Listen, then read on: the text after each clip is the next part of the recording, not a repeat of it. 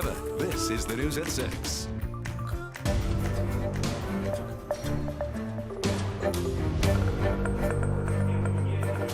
With the latest on the situation in Ukraine. In an exclusive interview with KTVB, U.S. Senator Jim Risch talks with me about Russia's attack on Ukraine and legislation his party is introducing to further punish Russian President Vladimir Putin. World community, world leaders are condemning Russia and Putin today. Of course, the president announcing earlier some sanctions. Your office and you released some legislation here, the NYET Act, kind of building off the sanctions. Tell me more about what you're hoping to introduce on Monday. Yeah, well, the bill that I introduced actually last week before I left was the culmination of the negotiations that went on between the Republicans and Democrats on the Foreign Relations Committee. Myself as ranking member and the chairman negotiated for a long time over this. We weren't able to get to a final conclusion on it. We actually were in agreement on almost all of the act, but the two things we couldn't agree on was the Nord Stream 2 pipeline and then on what kind of sanctions would be put on. Now the Nord Stream 2 pipeline issue is behind us because since they did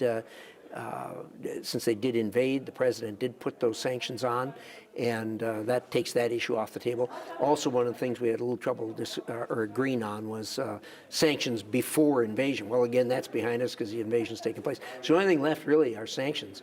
The president did put sanctions on. I'd like to see stronger sanctions. The bill that you have there in your hand that I introduced is a bill that puts what are called secondary sanctions on, and they are stronger than the primary sanctions on. Primary sanctions merely freeze and seize assets. Secondary sanctions do that, plus they stop anybody from doing business with the banks and other financial institutions and other institutions in Russia, and will seize up their economy very quickly.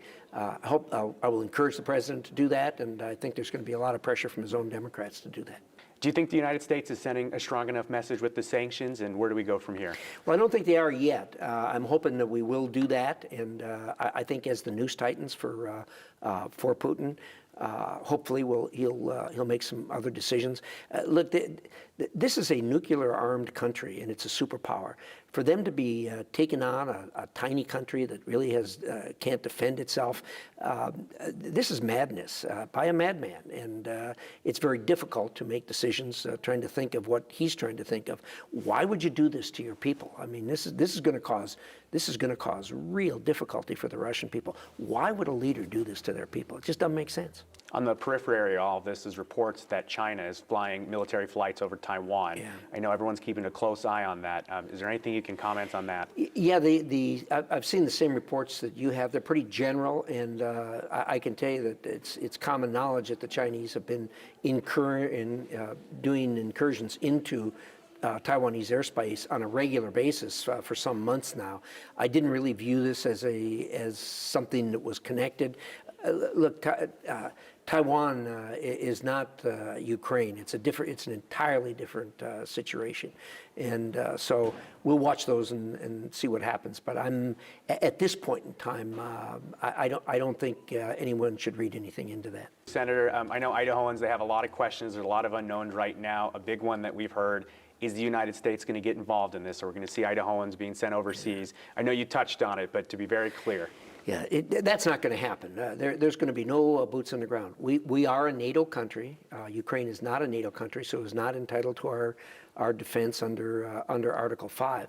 I will say this: I think the other NATO countries that are on the border, particularly the Baltics, Latvia, and Lithuania, and Estonia, are frightened. I've met with people from their governments in recent weeks, and they're scared. You can catch our full interview with the senator on KTVB.com this evening.